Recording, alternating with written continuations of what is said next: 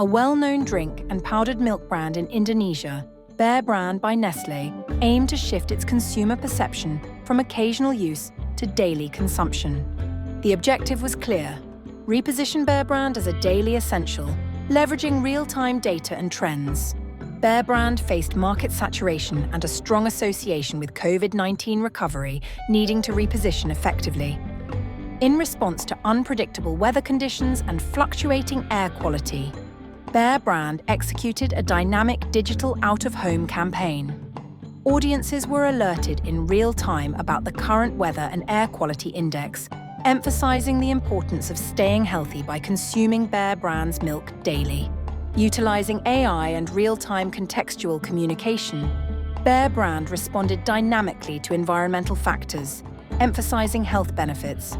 This strategy engaged the target audience effectively, reinforcing Bear Brand's role in daily health maintenance. In just 20 days, across 5 key locations, the Bear Brand campaign garnered an impressive 3.5 million impressions and reached 919,000 individuals. This exceptional reach not only heightened brand awareness, but also reinforced Bear Brand's positioning as a daily health essential.